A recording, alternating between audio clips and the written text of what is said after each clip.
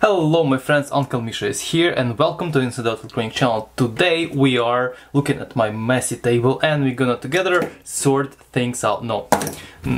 Today we're gonna take a look at this VCR, which is branded, Sears branded, model number 30162, auto cleaning, CCD HQ, whatever that's supposed to mean. VHS DA4 head. And it has opening thing right here. I was given this VCR because it's busted and I would like to take a look what the heck is going on. I don't even need to power it up because I definitely know that it's not working. Yeah, I was just giving this thing for nothing essentially, and we'll take a look if we can fix it or what we can salvage out of it. So let's do it. So this is Sears, as I mentioned, Sears VCR, but clearly Sears was not producing VCRs. They were relabeling something, and what they were relabeling we will figure out. There are a few possibilities. That could be Sharp or Sanyo, I think, because those two brands were not available under their own names in North American markets. By the way, this one clearly North American because it says digital auto tracking whatever, but bilingual on screen because in Canada here we have two languages, Canadian, English and French. Okay, let's quickly open. It's like 4 screws on the perimeter here, and we start from buzzing the fuse, because if fuse is busted, clearly open up. Clearly it's could be a problem, but if fuse is busted we have to check further because could be some other much deeper problem. This thing is pretty hefty. It's not like super lightweight like some of those newer models, because this one I think it's relatively old. And again, looking at the chips inside, we'll be able to figure out. That's it? Is it? Yes. We'll be able to figure out. Whoa! What? Okay, it's already good start. Look at that! Holy shit! Okay guys, let's need some close-ups. Okay, so here's amazing burnt spot right here on PCB. And okay, and here's our PCB. We use, I think it's a Sanyo branded chip, and this chip from 5251, whatever it means, 5251 doesn't really say. Okay, so here's power supply, and clearly something got very wrong here. Alright guys, here's clearly a problem. We see this burned spot, and like it totally looks like something was exploded right here, including that resistor, another resistor. Oh wow, okay, what the heck was it? Transistor or something? By the way, this is a transformer power supply, it's not a switch. Wait, what's there? Okay, let me fish it out. Okay, well, I did fish it out, and here we are. This is blown to bits capacitor, 47 microfarads, 50 volt. What the hell happened here? Why it shorted all the way here? Where it is?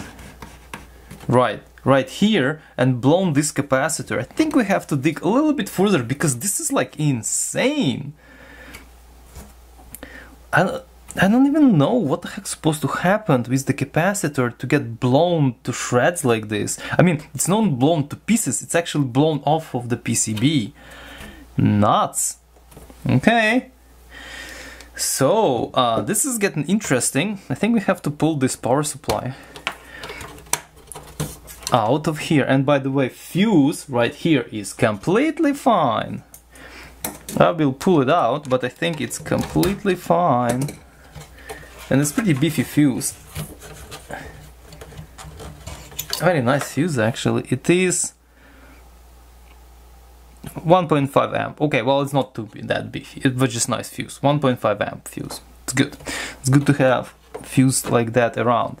Alright, so what's left here? Oh, there is more fuses right here, probably on the secondary. This is on primary side, there is a bunch of on secondary. We will check those too, maybe they got blown, I don't know. Okay, let me zoom out all this nicely, and we will start digging into here. Let's just unscrew all that.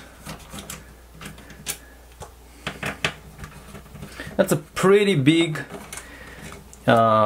board right here.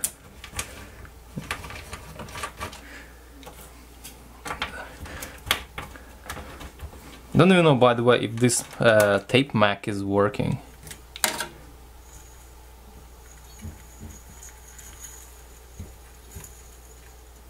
That sounds funny, by the way.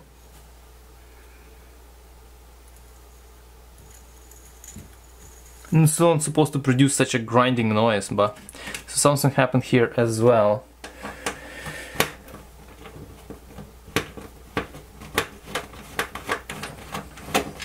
Okay, so we are... I don't know what else is interfering.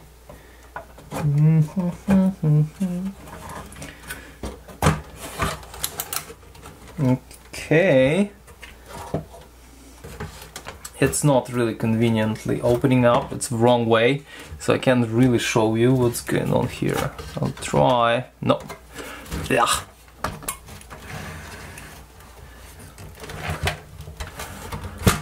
Okay, I'm gonna raise the camera even higher.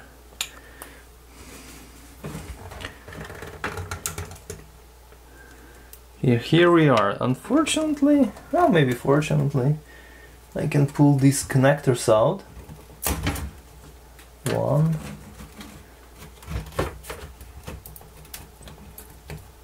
Ribbon cables. Now I can try to turn it upside down. Okay, this is a bit mangled here. Right. So this is front panel connector, is all those buttons and buttons, right? And here is the probably control circuitry for the motors, and say, oh my god, this thing has a lot of motors. Okay, and here is... That's... yeah, so this is RF part clearly, and this is a logic board. What the heck happened? Why this all burned to shreds? Okay, so this is power supply connector, I assume, because it goes right in here. I'm just curious if I can disconnect this board just to be able to pull out the power supply, because I can troubleshoot it.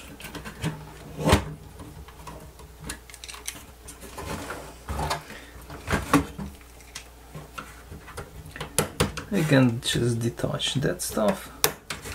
And yes, here. Yikes. Yeah, I'm not sure what happened, but look at this. These connectors here, they... like, I'll give you a good close-up right now. So here how those power supply connector pins look like. They all charred and burn. And here is power supply connector. Even one of the pins is just left there. I wonder what freaking happened here. Why there was such a terrible and horrible incident causing this capacitor to get blown. Probably something shorted further down the PCB, you know, somewhere there. Maybe it looks like that stuff may have shorted to this. It looked like, I'm not sure, but this is ground. If this shorted to the ground, who knows? You know, like again, this shorted to this, like, because it does look like there's something going on there. Maybe it could have just freaking blown something down the line. But instead of blowing the capacitor, fuse is supposed to get blown. But try to pull this power supply out somehow. How would we pull it out? Okay, one screw here, one beefy screw. Let's unscrew this one. Maybe this is just one. Nope.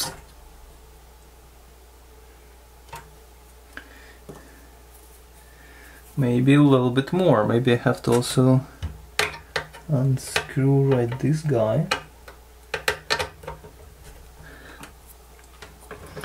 So here we are, this is our power supply out. Look at this big chip. Really hard to tell what is this, but this is not just like some kind of transistor. This is like multi-pin job. Like look at this, how many pins right here. And this is connector which connects this subboard with this ribbon cable right here. This is very interesting solution. By the way, there is a lot of crud here, a lot of sort of carbonization. So yeah.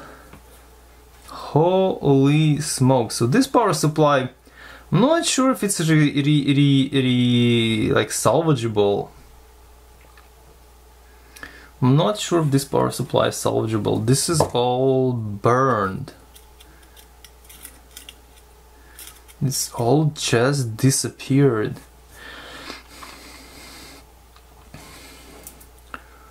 Wow! And the funny thing is, there are two fuses right here. 2 amp and whatever, another one. I'm pretty sure they are okay. Yeah, I'm afraid this is not getting to be economical repair, so yeah. Alright, so let's try to disconnect as many connectors as possible to see what can we... Oh, these are nice, never seen this kind of before. Okay, so we have this board out, and now we can look a little bit closer to what's going on here.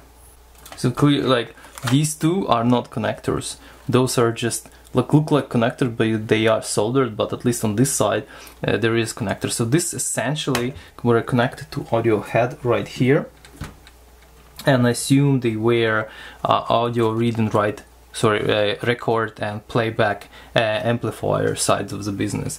Because if this, I'm not sure if this unit is hi-fi, but if it is hi-fi. The rest of the audio stuff got picked up by this head, but the mono audio is here. Okay, this is probably head amplifier right here. It's pretty big unit. I can put this temporarily right. I'm not sure if I would like to dig in any further. There is a big metal plate right here, probably covering all these analog and mechanical parts. Just can take a look what's going on here. Maybe you can see something interesting, but that's pretty much it. It's not a repair, it's more like a tear down to bits and pieces, and to see if there is anything interesting and salvageable right here, because yeah, that's a whole bunch of Rubicon capacitors, old ones probably, but... So yeah, it's just the bottom of the... But this is, by the way, very nice that you can have access to the bottom of the tape mechanism just like this. This is amazing, and it looks like the whole mechanical part is intact. You know, I maybe not ditch it, like take it apart completely. Who knows? Maybe it's no, like possibility that I'm gonna get another unit like this. It's so slim, it's not even funny. Okay. Wow, this is, by the way, a head motor. So guys, I'm gonna wrap up. It's already getting pretty long, especially that we don't have any successful repair. So I'm gonna salvage some parts out of this. Definitely gonna salvage this. I'm gonna leave it probably in this shape, in this condition, in my junk pile, because I have several unfinished or broken devices. And out of this, maybe I'll salvage some capacitors or whatever I need out of this, maybe core resonators and things like that, maybe transistors, if I need something very, very urgently. Otherwise, this is gonna go to recycling, because not much can be done here. So guys, unfortunately this is not successful repair, but if you like videos when I tear down stuff and try to repair, please subscribe, ring a bell, please support the channel. I do everything for you as well, because this is shows you how the electronic look like inside, and maybe you can learn some tips and tricks and maybe how to repair things.